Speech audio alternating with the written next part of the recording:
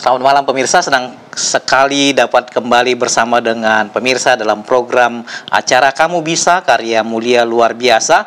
Malam hari ini kita akan berbicara dengan sebuah tajuk yang sangat menarik yang berjudul Manisnya Budidaya Stevia. Ya, program ini merupakan hasil kerjasama antara Hope Channel Indonesia dengan ASI Indonesia. ASI Indonesia merupakan organisasi kaum awam, organisasi gereja Masehi hari ke-7 yang berada di Indonesia, dan ASI memikirkan sebuah program pemberdayaan ekonomi masyarakat melalui acara ini, dan diharapkan acara ini akan dapat memberikan inspirasi bagi masyarakat Indonesia, khususnya para pelaku pertanian, untuk melihat beberapa peluang-peluang usaha yang dapat dikopi atau kita tiru, mungkin menjadi sumber penghasilan bagi keluarga kita. Malam hari ini kita akan berbicara tentang manisnya budidaya stevia. Bersama dengan kita ada Bapak narasumber praktisi kita, yaitu Bapak Yoris Tilaar. Selamat malam Pak Yoris, apa kabar? Selamat malam Pak Yoris. Selamat malam. Ya, Pak Yoris ini adalah pelaku usaha pertanian di bidang budidaya stevia yang berada di Sulawesi Utara ya Pak ya. Tepatnya di mana Pak, Pak Yoris? Tepatnya di daerah saya, Desa Kolongan Atas, Kecamatan Sonder, Kabupaten Minahasa. Wah, di Minahasa. Terima kasih Pak Yoris, nanti kita akan berbincang banyak. Bersama dengan kita juga ada Profesor Insinyur Daniel Saputra, MS, PhD. Selamat malam Prof. Daniel, apa kabar? Selamat malam, kabar baik. Salam untuk semua. Terima kasih Prof. Daniel. Profesor Daniel ini adalah akademisi di bidang pertanian dari Universitas Sriwijaya. Terima kasih Prof. Daniel selalu setia dalam program ini. Bersama dengan kita juga ada Dr. Insinyur Jakarios Hukom, Magister Pertanian. Selamat malam Dr. Hukom, apa kabar? Ya, selamat malam Pak Rekson, selamat malam semua. Baik, sehat, puji Tuhan. Ya, Dr. Hukom ini adalah akademisi kita di bidang pertanian dari Universitas Patimura di Maluku. Ya, bersama dengan kita juga ada Dr. Insinyur Yohana Taribuka. Selamat malam Dr. Yohana, apa kabar di Ambon sekarang? Selamat malam Pak Rekson, puji Tuhan, baik. Cuaca di Ambon aman-aman. Cuaca di Ambon bagaimana sekarang, Bu? Panas, Pak Rekson. Panas ya. Oke, saya adalah host Rekson Nainggolan, dan kita yang akan memandu program acara ini. Anda bisa mengirimkan pertanyaan secara langsung melalui kolom komentar Facebook atau YouTube atau media yang saudara gunakan, atau bisa juga mengirimkan WhatsApp ke call center Hope Channel Indonesia di 0813 1776 2777. Kita akan mulai perbincangan ini dengan sebuah tayangan yang menunjukkan kegiatan budidaya stevia yang dilakukan oleh Bapak Yoris Tilaar di Minahasa.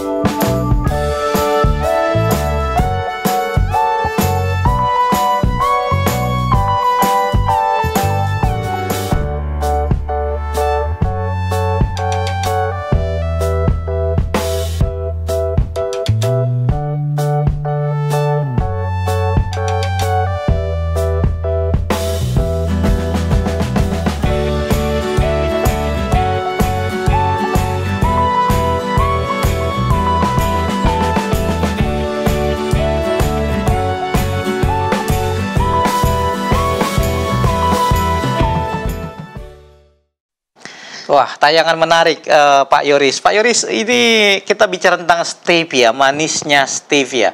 Tidak banyak yang tahu tentang stevia ini, Pak Yoris. Ini apa stevia ini dan kenapa, bagaimana ceritanya Bapak tertarik menanam stevia ini di kebun Bapak di Minahasa, Pak? Boleh ceritakan, Pak, kepada kami, Pak?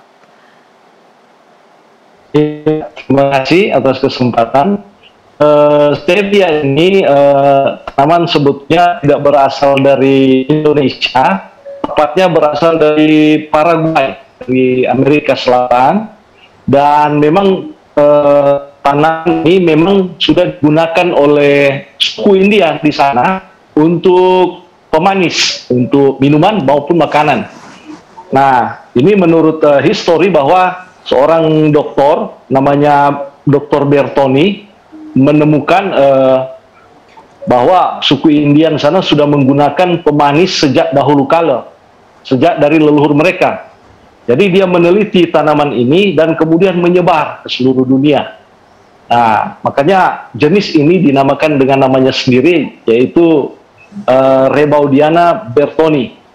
Nah, oleh sebab itu setelah berkembang tanaman ini dia masuk ke Asia, ke Eropa, ke Amerika, dan kebetulan untuk di Indonesia yang untuk saat ini yang saya tanam itu berasal dari Korea Selatan. Dan ada beberapa teman yang telah memperkenalkan tanaman ini. Ada teman-teman Pendeta Daud Meningka dari Tomohon, dan juga yang pemegang perusahaan ini di Bogor, kebetulan teman Pak Rudianto. Sementara saya juga masih ada network dengan dia. Saya sementara menunggu hasil penelitian di LIPI sana untuk dikembangkan. Tapi untuk saat ini saya juga sudah diberi kesempatan untuk mengembangkan, membudidayakan tanaman ini. Jadi apabila dia berkembang nanti, kita sudah punya pohon indukan. Diberikan ke masyarakat petani. Ya, seperti itu. Jadi saya tertarik untuk menanam stevia ini karena dari aspek kesehatan itu sangat baik sekali, karena pemanis ini adalah pemanis organik. Jadi selama ini kita menggunakan gula rafinasi dari tebu dan kalorinya sangat tinggi. Kalau stevia ini kalorinya zero. Makanya baik sekali untuk orang diabetes maupun orang yang sehat. Kalau konsumsi gula organik ini menjadi sehat juga. Jadi tidak kegemukan. Nah, kita tahu sekarang bahwa diabetes itu penyakit yang paling mematikan juga, mungkin nomor 2 di dunia. Jadi dengan adanya stevia ini, kita punya manfaat untuk kesehatan. Dia juga peluru kolesterol, hipertensi, dan itu sudah kita coba, kita sudah praktek di keluarga saya. Itu sangat bagus. Juga kemudian aspek ekonominya itu sangat bagus sekali. Kita sudah coba hitung analisis biayanya, itu keuntungannya luar biasa. Juga budidayanya sangat mudah. Di keempat,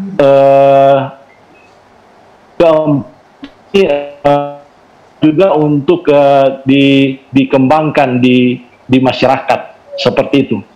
Baik, Pak. Pemirsa, ini menarik sekali. Menurut Pak Yoris tadi ini ada beberapa alasan kenapa tertarik. Di antaranya itu mudah dibudidayakan dan menghasilkan cukup banyak penghasilan yang cukup baik ya. Pak Yoris, itu saya lihat seperti semak ya, perdu ya.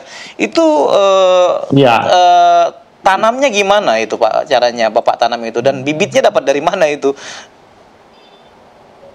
Ya, bibit ini saya dapat dari teman yang saya katakan tadi, dari Pak Rudianto, karena dia yang pegang pertama di Bogor dan dibawa ke sini oleh timnya, dan kemudian saya kembangkan. Nah, untuk penanaman saya tanam secara generatif, padahal secara vegetatif juga stek bisa, Pak.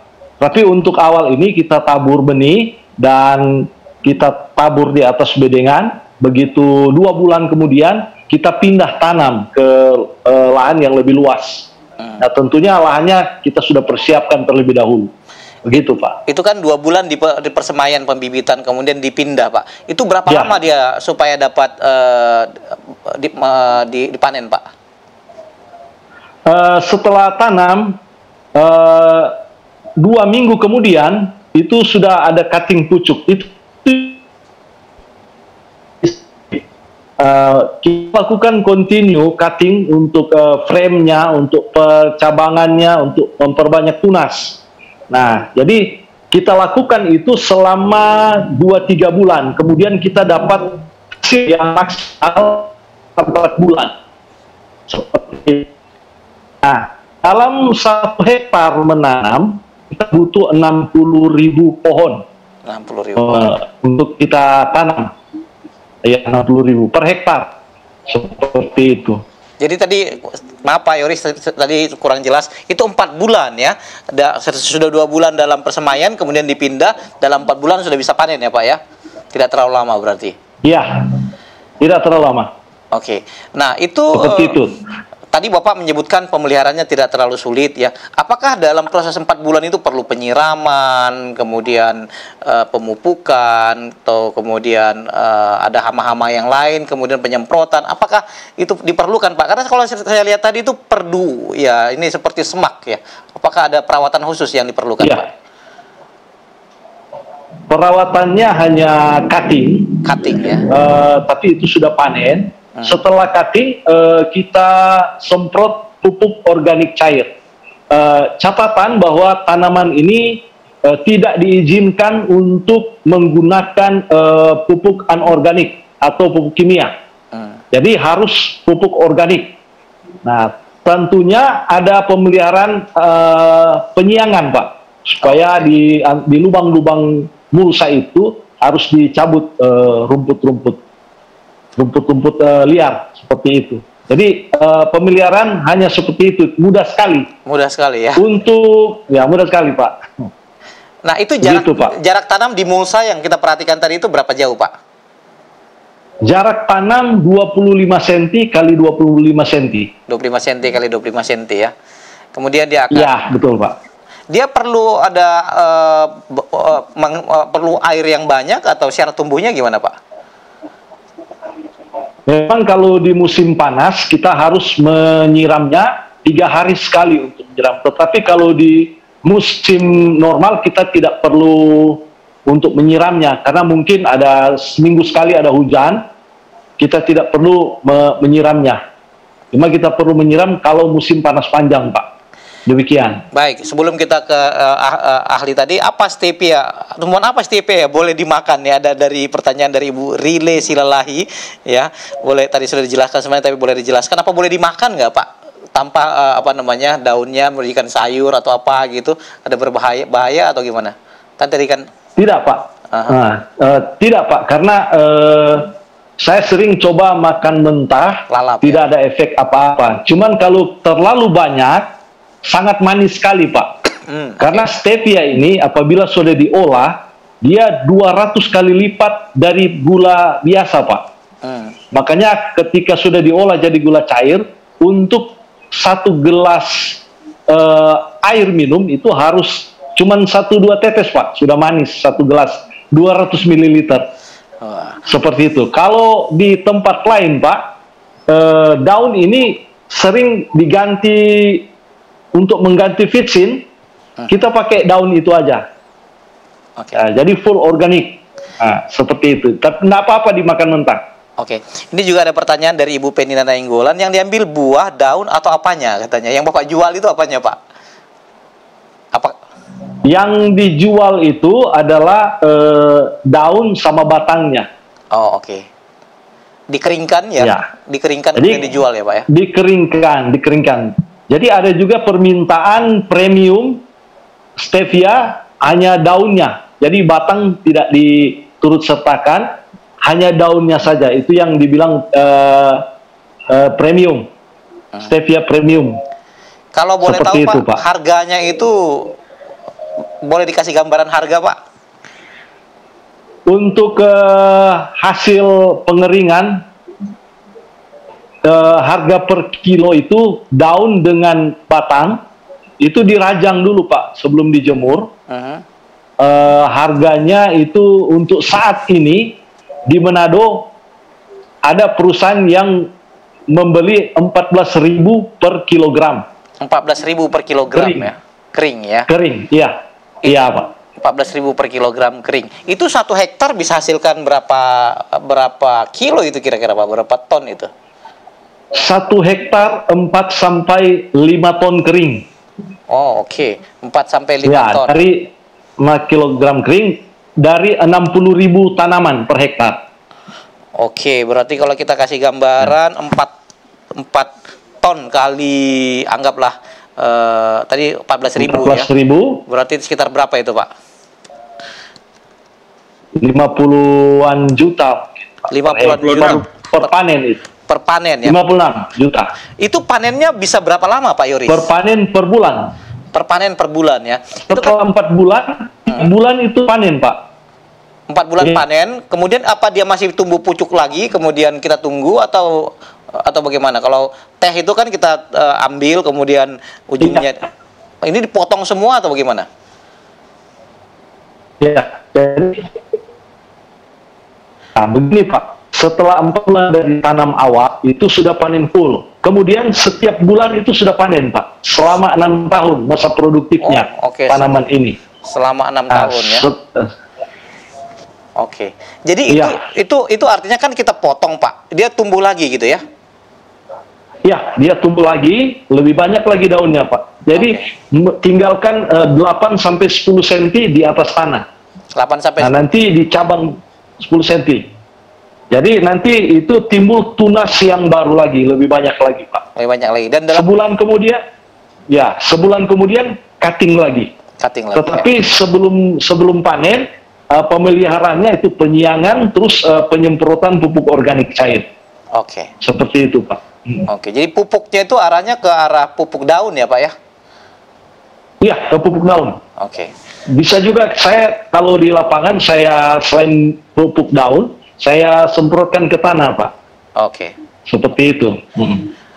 Baik, terima kasih Pak Yoris. Kita akan tetap masih berbincang. Kita akan berbincang dengan para narasumber kita di sini. Saya ingin ke ke Dokter Hukom dulu. Dokter Hukom tadi Pak Yoris ini kan tanam di Minahasa. Pak Yoris itu Minahasa itu daerah dingin apa daerah panas Pak ya? Atau dataran tinggi, rendah? Atau Dataran tinggi Pak, dari 500 sampai 1200 dpl. Ya, barangkali Pak Dokter Hukom bisa tambahkan tentang syarat tumbuh bagi tanaman ini Pak, apakah cocok ditanam di Sumatera ini atau di Palembang? Ya coba barangkali bisa tambahkan Dokter Hukom.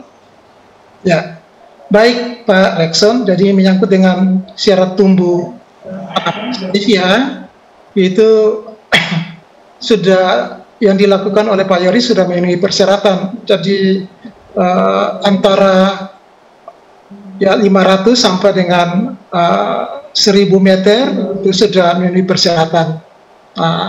Biasanya tanaman stevia ini kan dia punya daya adaptasinya luas. Jadi dari daerah tropik dengan ketinggian 250 meter dari permukaan laut sampai pada daerah dengan lintang 60 derajat lintang utara.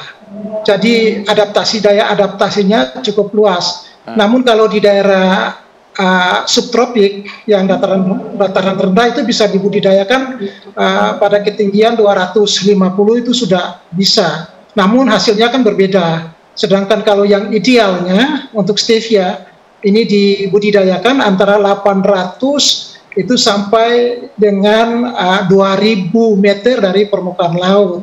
Jadi dia toleransi terhadap musim dingin yang agak ekstrim. Nah itu tentang topografi. Kemudian menyangkut dengan rata-rata suhu ya bisa ada beberapa yang memberikan rekomendasi bisa dari 14 derajat sampai dengan 28, ada yang dari 20 sampai dengan 30 derajat Celcius. Nah ini tergantung dari tempat di mana kegiatan budidaya stevia ini dilakukan. Kemudian dia membutuhkan air yang memang harus cukup. Nah, kebutuhan untuk curah hujan rata-rata per tahun itu sekitar 1.500 sampai dengan 2.000 mm per tahun. Tetapi kita harus tahu bahwa mengetahui curah hujan ini kaitannya dengan pemberian air untuk kebutuhan tanaman. Nah, ada rekomendasi yang memberikan informasi bahwa tanaman stevia per tanaman itu membutuhkan sekitar 2 sampai 3 mm per tanaman, itu per hari. Nah, biasanya kalau sudah dilakukan budidaya secara baik dengan sistem yang terkontrol, ini berarti bahwa kebutuhan air bisa diatur sesuai dengan kebutuhan tanaman dan tidak tergantung kepada curah hujan sebetulnya. Nah, itu bisa dibuat sebaik mungkin. Kemudian dari segi curah hujan, kelembabannya pasti dia membutuhkan kelembaban itu sekitar 70 sampai 80. Itu kalau itu Pak, matahari, apakah tanaman stevia ini harus di daerah yang terbuka atau boleh dia jadi tanaman di bawah Iya. Kemudian untuk persyaratan sinar matahari itu dia membutuhkan sinar matahari full ya. Karena ini adalah jenis tanaman yang membutuhkan sinar matahari sekitar 12 sampai 13 jam, itu short day plant itu. Jadi kalau sinar matahari tidak cukup berarti berpengaruh terhadap produksi biomasa.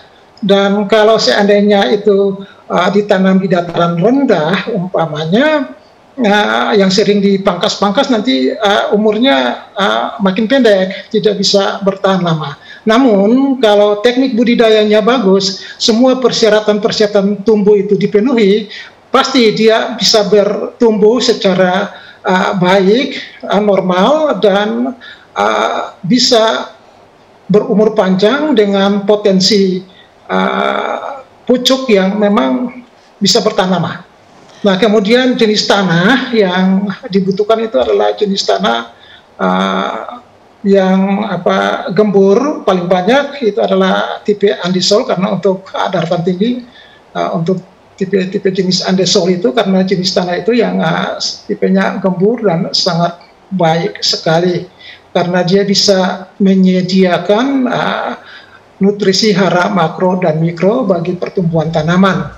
Nah, untuk stevia, untuk tanaman stevia ini tidak terlalu jauh dengan persyaratan pertumbuhan tanaman-tanaman yang lain. Yang penting kita memperhatikan persyaratan tumbuhnya itu yang baik. Karena kalau persyaratan tumbuh menyangkut dengan sinar matahari, air, kemudian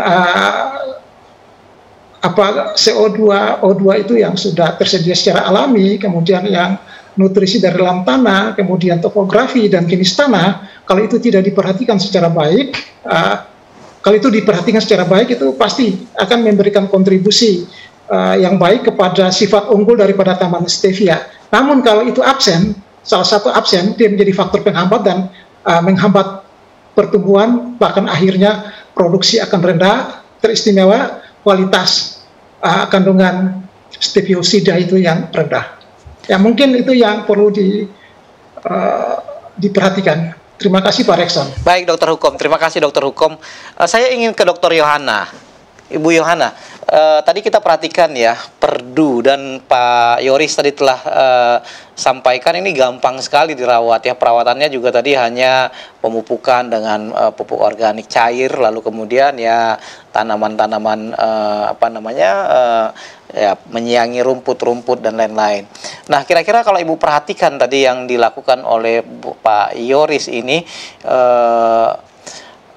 dengan Perdu tadi ya, saya nggak tahu ini kelompok mana ini Perdu ini. Kira-kira ada hal yang perlu diperhatikan oleh Pak Yoris nggak sehubungan dengan penanaman tadi, Ibu Yohana?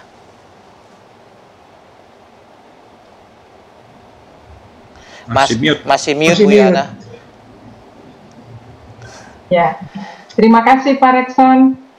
Ya, kalau dilihat cara budidaya Pak Yoris memang sudah bagus.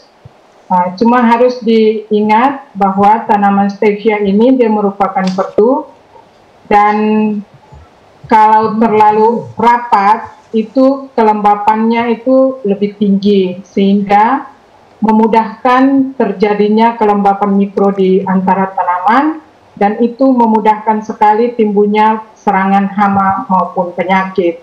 Terlebih-lebih lagi munculnya penyakit. Nah, biasanya pada tanaman stevia ini ada jenis penyakit yang menyerang, misalnya saja fusarium. Itu ada fusarium sejenis jamur, juga ada lain juga ada sclerotium itu, jadi harus diperhatikan kelembapannya. Kemudian pemangkasan itu perlu dilakukan segera karena yang diperlukan itu stevia ini untuk pemanis gula. Jadi setelah pangkas pertama, 2 minggu kemudian harus dipangkas lagi sesuai dengan pertumbuhan tanaman stevia di lapangan. Kemudian harus diperhatikan juga bahwa stevia ini sering diserang oleh hama. Kebanyakan itu hama belalang yang menyerang tanaman stevia.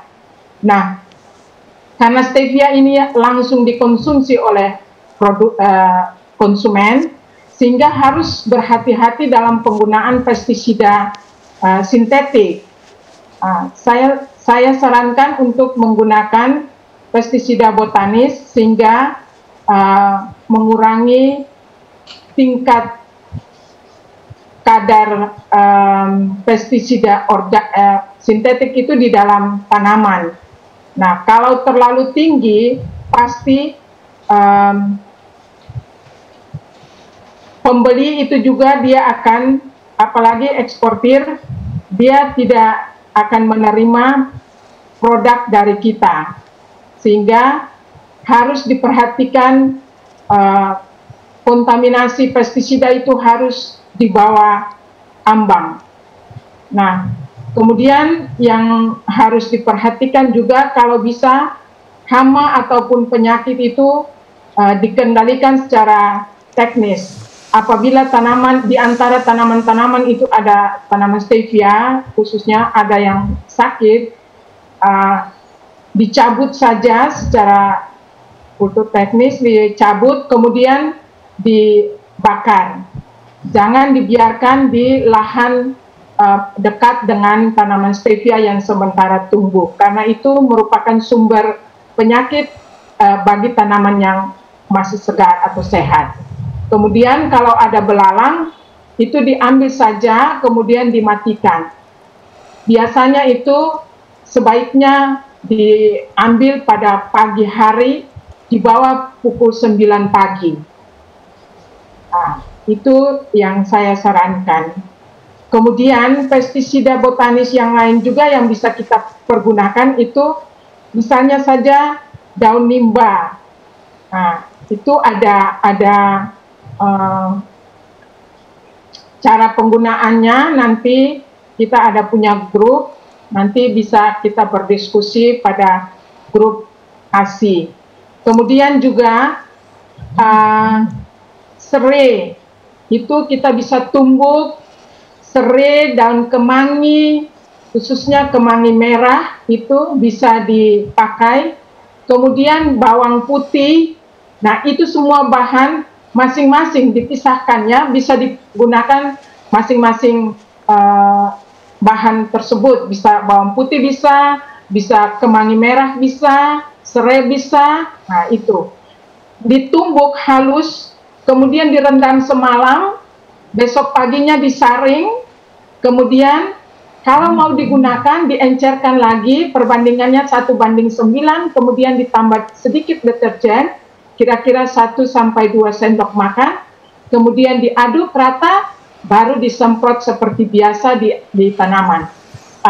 Deterjen tidak berbahaya bagi tanaman, hanya itu sebagai perekat, supaya pada saat kita semprot tidak tercuci atau tidak langsung hilang dari permukaan tanaman, tapi dia lengket di permukaan tanaman, dan pada saat hama mencium, dia akan bergeser atau pindah dari tidak menyerang tanaman tersebut. Terima kasih Pak Rekson. Terima kasih Dr. Yohana. Pemirsa, diskusi kita semakin menarik. Kita masih akan lanjutkan diskusi ini dengan beberapa narasumber kita yang telah bersama dengan kita. Namun kita rehat sejenak dengan sebuah tayangan berikut ini. Asosiasi Jantung Amerika telah mengidentifikasi gula, pemanis, dan minuman sebagai sumber utama gula tambahan dalam makanan orang Amerika yang berkontribusi terhadap pandemik obesitas di negara mereka. Makanan ini juga dihubungkan dengan resistensi insulin, kecacatan fungsi sel B, perut buncit, prekursor sindrom metabolik, dan diabetes tipe 2.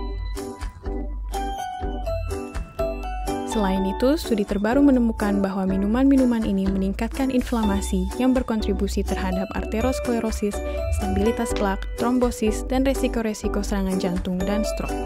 Itu adalah fakta, tetapi ada pengharapan. Allah memberikan kita sebuah minuman yang sempurna yang tidak menaikkan berat badan atau menyebabkan penyakit kronis. Air. Air tidak memiliki kalori atau zat-zat tambahan, dan air tersedia di mana saja, tidak mahal, dan aman pada umumnya. Jadi, bantulah kesehatan Anda, tuangkan untuk diri Anda sendiri segelas minuman dari Allah yang sempurna. Baik, terima kasih pemirsa. Mari kita lanjutkan diskusi kita. Ada beberapa pertanyaan yang telah masuk dalam meja redaksi kita. Di antaranya dari sini ada dari Bapak Pertin Samosir. Apakah daun stevia yang sudah dikeringkan bisa dijadikan sebagai pengganti teh? Ya, mungkin cocok bagi orang Advent yang tidak minum teh, di komentar beliau. Kemudian ada pertanyaan yang sejenis juga dari Ibu Juliati Simbolon. Apakah stevia itu boleh dikonsumsi bagi penderita penyakit diabetes? Ya, saya ingin kembali ke Pak Yoris dulu. Pak Yoris, ini ada pertanyaan, ini bisa dijadikan semacam teh nggak Pak, daunnya tadi yang sudah dikeringkan tadi itu, dan aman nggak dikonsumsi oleh penderita diabetes yang manis tadi? Masih mute Pak Yoris? Sudah. Ya. Sudah. Halo. Ya, silakan Pak. Sudah. Selama ini kami sekeluarga dan teman-teman menggunakan stevia ini sebagai pengganti teh. Mungkin kalau di teh ada mungkin beracunnya, tein namanya atau semacamnya. Kalau stevia ini sudah melalui penelitian dari Amerika, satu lembaga penelitian mengenai makanan dan minuman, bahwa daun ini stevia tidak mengandung racun, jadi baik untuk dikonsumsi seperti teh. Ini bisa digunakan sebagai pengganti teh. Dan satu keuntungan lagi, di samping dari nilai kesehatan, kita untuk membuat teh stevia, kita sudah tidak membeli gula rafinasi lagi. Jadi daunnya sudah manis. Jadi teh stevia bermanfaat untuk kesehatan. Jadi untuk hipertensi baik, untuk orang diabetes baik, orang hipertensi baik sekali untuk konsumsi teh stevia. Baik, terima kasih Pak Yoris. Saya ingin ke Prof. Daniel. Prof. Daniel, ini stevia ini kan masih belum terlalu dikenal di masyarakat Indonesia ya. Tadi Pak Yoris katakan mereka masih kirim ini ke Korea untuk dikonsumsi oleh orang Korea. Padahal kita di sini pasarnya cukup luas. Kita bahkan belum menikmati stevianya Pak Yoris ini. Saya belum pernah, baru kali ini dengar stevia ini Pak Prof. Pertanyaan saya adalah, bagaimana Prof. Daniel melihat prospek tanaman stevia ini di Indonesia ke depannya Pak Prof? Baik, terima kasih. Saya mau tambahkan tanaman stevia ini untuk menghormati Pak Petrus Jacobus Stevus yang mempopulerkan rasa manis dari stevia. Jadi karena dia mempopulerkan Stevus, jadi stevia. Ya. Nah, tanaman ini sebetulnya saya tahun 83 di Medan ada rekanan mengajak saya ke kebunnya dan dia sudah tanam stevia. Hanya saja pada waktu itu teknologi mengkristalisasinya belum ada, sehingga dia belum bisa ekspor.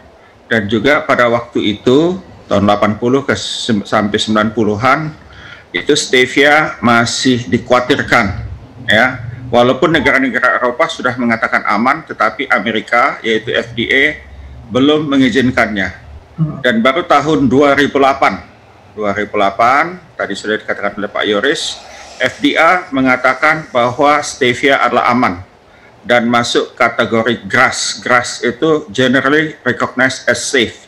Jadi seperti kita makan herbal yang banyak kita gunakan. Jadi ada pertanyaan bagaimana dengan sebagai pemanis teh dan sebagainya. Mungkin ini bagus dicampur ke jamu. Kita pernah sesi tentang jamu di acara Kamu Bisa. Jadi bagi penggiat jamu ini bisa ditambahkan, ya. Jadi tidak perlu, kalau tidak ada madu atau yang ingin tadi makan jamunya tapi tidak pahit, ya, boleh ditambahkan stevia, ya. Jadi ini stevia luar biasa sekali. Dan juga sebetulnya ini sudah mulai banyak dilakukan di Indonesia, di berbagai tempat, khususnya di Pulau Jawa, ya, dan sudah diekstrak. Nah, diekstrak. Jadi kalau ada minuman pemanis buatan, kan kita ada yang NutraSweet atau apa lagi itu berbagai merek, ya, berbagai merek. Itu sudah ada yang biasanya pakai gula jagung, sekarang sudah mulai diganti dengan stevia, kristal stevia, ya. Dan yang organik seperti yang ditanam oleh Pak Yoris tentu lebih mahal, ya. Nah, istimewanya stevia ini bisa ditanam di kebun, di polybag, ya. Kalau tadi Pak Yoris di ini, ya, bahkan di dataran rendah di perkotaan Jakarta atau Palembang yang hanya 400 meter dari permukaan laut bisa kita tanam stevia, ya, walaupun hasilnya tidak sebagus di tempat yang ditanam Pak Yoris di dataran tinggi, ya, tapi bisa. Jadi bagi ibu-ibu rumah tangga atau rumah tangga yang ada menderita penyakit diabetes, boleh, ya, nanam stevia dan diinikan saja, ya, ditambahkan sebagai pemanis. Kalau masak sayur tadi persis, ya, ditambahkan beberapa lembar sebagai pemanis, ditambah garam sedikit, akhirnya dia menjadi pemanis buatan, ya, pengganti MSG. Beberapa orang memang alergi MSG. Tapi bagi yang alergi bisa menggunakan ini sebagai pengganti, ya. Nah, tentang bagaimana cara mengkristalisasi, ya. Nah, cara mengkristalisasinya ini memang secara kita industri UMKM agak relatif sulit karena mesti dimurnikan, ya, karena pada waktu kita menggiling daun stevia atau menghaluskannya ini dan melarutkannya menjadi gula cair, masih terdapat komponen tanin, ya, tanin yang membuat rasa pahit, ya. Jadi itu mesti dimurnikan dan memerlukan peralatan yang cukup lumayan, ya, dan proses yang cukup panjang untuk memurnikan. Kemudian perlu evaporator pada tekanan rendah, ya, dan kemudian baru sampai pada tahap kristalisasi. Kemudian juga perlu di dalam daun stevia ada mengandung sedikit lemak, lemaknya juga mesti dipisahkan, ya, warnanya mesti dipisahkan, warna hijau, ya, dan sebagainya. Jadi untuk industri UMKM mungkin jauh lebih mudah membuat gula cair, ya, atau sekaligus membuat pemanisnya itu digiling, dimasukkan di dalam kantong-kantong teh, ya, kantong teh celup seperti itu, ya. Jadi kalau mau minum tinggal dicelupkan,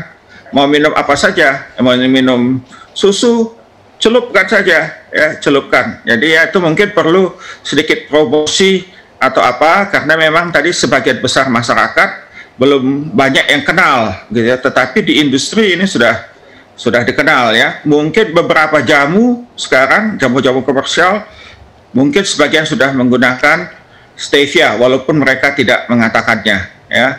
Perlu kita perhatikan mungkin di labelnya, ya. Ada kalau dikatakan jamunya bagus untuk ini, nah itu perlu kita perhatikan. Tetapi yang pasti stevia bukanlah karena dia tidak bisa dicerna, sehingga zero kalori, sehingga kalau kita makan stevianya akan dikeluarkan melalui kotoran kita, ya. Jadi itu zero kalori itu, walaupun tadi, ya, rasa manisnya kalau dia masih segar sekitar 30 kali, kalau kering bisa 200 kali, ya.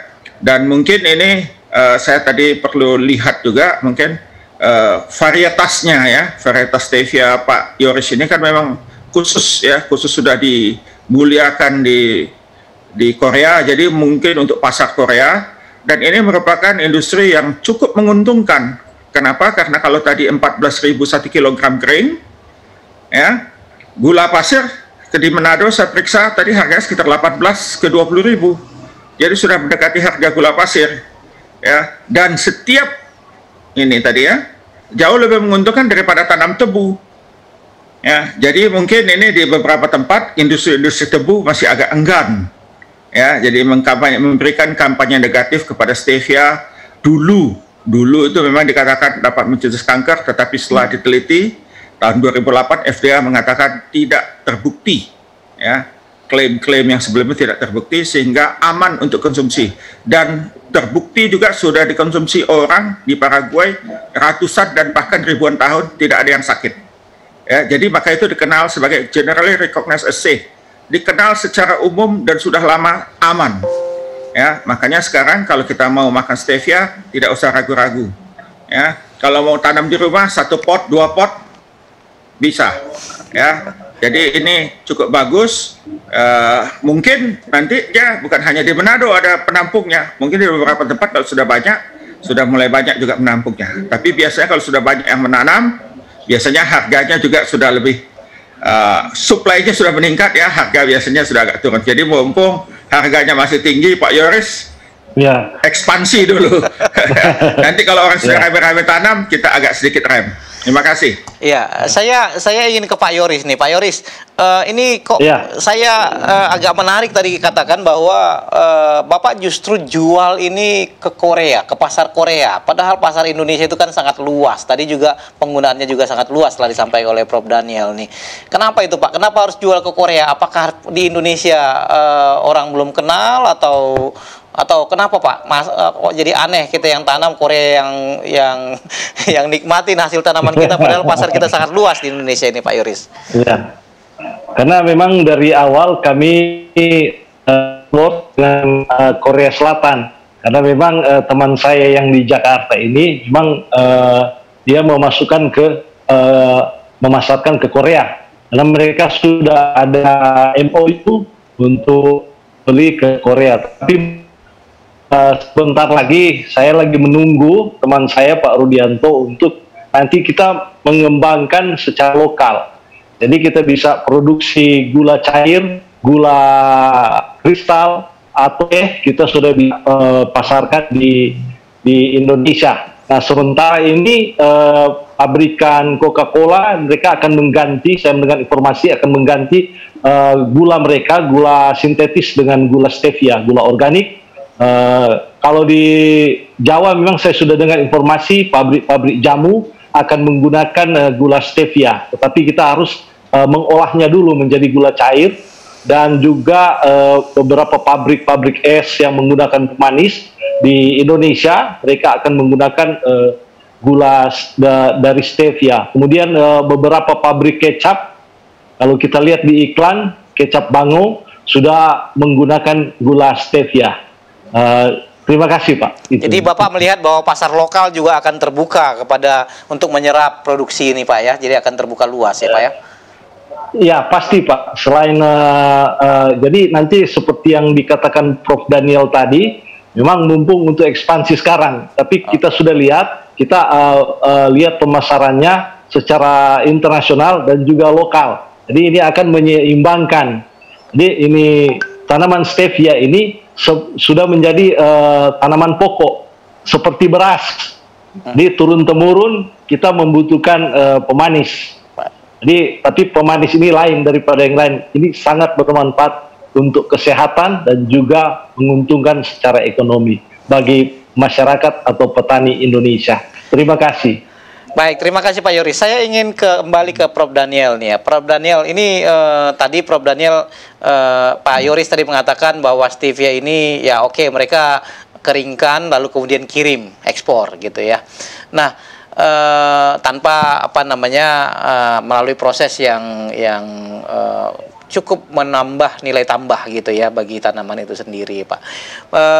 Kira-kira pengolahan apa yang bisa dilakukan oleh Pak Yoris dan kawan-kawan di sana, Pak, yang selain tadi menjual tanaman stevia kering, mungkin tadi Bapak juga sudah sampaikan sebenarnya ada gula dan lain-lain, ada berapa itu. Kira-kira prosesnya itu gimana, Pak? Apakah itu sulit dilakukan? Baik, Pak. Jadi yang paling mudah dilakukan oleh UMKM pada saat ini adalah membuat gula cair. Yaitu caranya sangat sederhana sekali, tinggal direbus pakai air, kemudian larutannya diambil, stevialnya larut ya. Kalau mau sedikit lebih canggih, ya seperti yang dilakukan di laboratorium, yaitu dilarutkan dengan alkohol, kemudian alkoholnya diuapkan, baru ditambah air.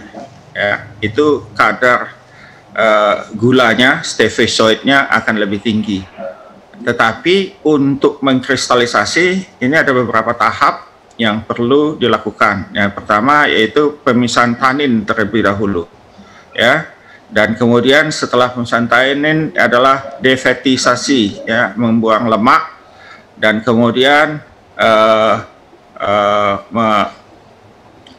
mengentalkan, ya, kemudian menaikkan pH sampai pH 10, kemudian diturunkan lagi ke pH 7, ya, jadi kemudian dimurnikan, disaring, ya, dan itu memerlukan beberapa peralatan yang relatif agak mahal, sehingga kalau skala UMKM atau industri kecil itu relatif agak skala usahanya tidak menguntungkan. Tetapi kalau skala besar itu menguntungkan. Pada saat sekarang kita masih impor justru stevia kristal, ya, yang dimasukkan sebagai pemanis-pemanis muatan di berbagai minuman itu, sebagai sekarang diganti dengan apa, gula-gula jagung itu. Dan saya ingin tambahkan di Jepang sejak tahun 70 stevia ini sudah resmi diizinkan di Jepang. Jadi semua minuman ringan, ya, itu sudah menggunakan stevia sebagai bahan pemanisnya, ya. Jadi kalau sempat jalan-jalan ke Jepang, beli soft drink dan minum manis, ya sudah minum stevia, ya, karena harganya relatif lebih murah. Kenapa? Karena tadi untuk satu satuan gula pasir ini stevianya tinggal kita encerkan saja 200 kali. Jadi hanya perlu sedikit sekali digunakan di dalam minuman bagi kita. Tadi Pak Yoris mengatakan dia sudah buat gula cair. Kalau ditambahkan di minum cukup 1 atau 2 tetes, ya sekitar 1, 2, paling 3 cc. Kalau orang yang agak tukang manis mungkin 4 cc atau 4 tetes. Ya, kalau 4 tetes gula rafinasi nggak bisa rasanya semanis itu. Ya, ini kalau sudah 4 tetes artinya sudah manis sekali.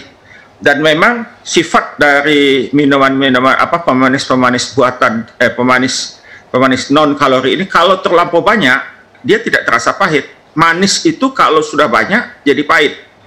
Jadi mungkin kalau kita tadi mau manis sekali, kasih 1 sendok makan, minumannya jadi pahit. Artinya bukan pahit di lidahnya tidak mampu lagi, saraf lidahnya itu tidak mampu kena ke saraf pahit, ya. Jadi kalau dia 1-2 tetes, ya, itu sama dengan 1 sendok makan gula pasir manisnya. Jadi bagi industri ini amat menguntungkan sekali, ya, karena biaya produksi mereka akan menjadi lebih murah. Terima kasih. Terima kasih, Prof. Daniel. Ini ada satu pertanyaan yang masuk dari salah seorang pemirsa di Facebook, mungkin boleh dibantu. Bibitnya tadi kalau Pak Yoris tadi menyebutkan didapat dari Korea nih, tapi kan nggak semua bisa ke Korea, Pak Yoris. Kira-kira kalau seandainya pemirsa ini ada beberapa yang sangat tertarik untuk membudidayakannya, kira-kira bibitnya ini bisa didapat di mana ini, Pak Yoris, di Indonesia? Terima kasih. Untuk sementara, kalau untuk di Jawa kita sudah bisa buka YouTube atau sosmed. Di situ kita lihat banyak yang menawarkan stevia yang mungkin sama jenis dengan kita.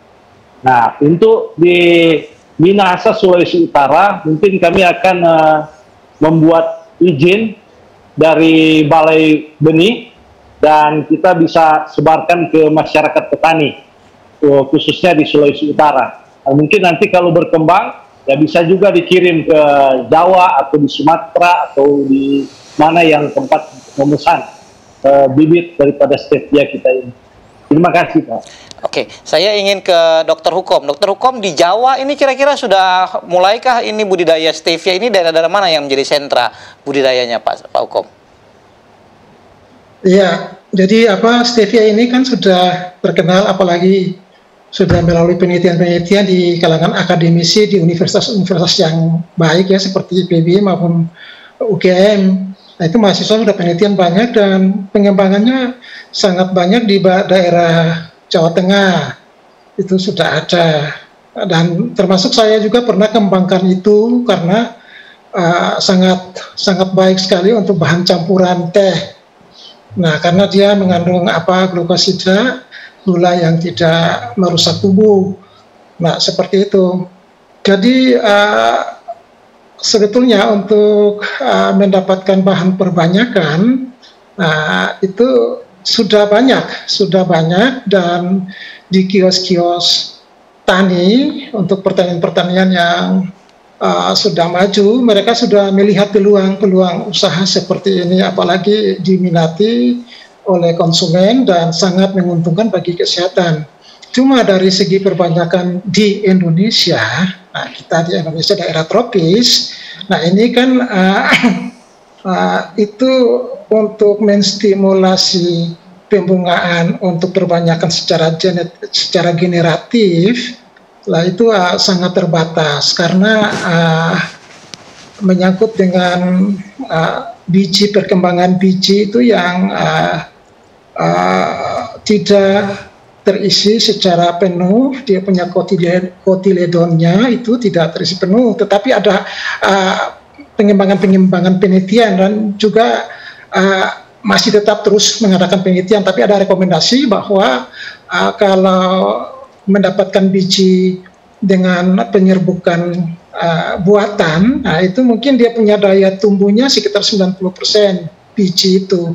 Tapi kalau memang dibiarkan dia terjadi penyerbukan atau polinasi secara alam, nah itu dia punya nanti biji itu punya daya tumbuhnya itu sekitar 39% atau 40% saja. Artinya bahwa ketika ditanam banyak yang tidak tumbuh, sehingga upaya untuk pengembangan secara cepat, nah kita kembangkan dengan menggunakan tunas pucuk. Jadi tunas pucuk lebih cepat, dan juga kalau dengan budidaya dengan menggunakan biji, ya, nah itu dia punya karakter morfologi botaninya itu kan menyimpang dari induk asli. Tadi kalau Pak Yoris bawa dari Korea diperbanyak biji, lalu nanti tekniknya penyerbukannya silang secara buatan atau penyerbukan secara buatan atau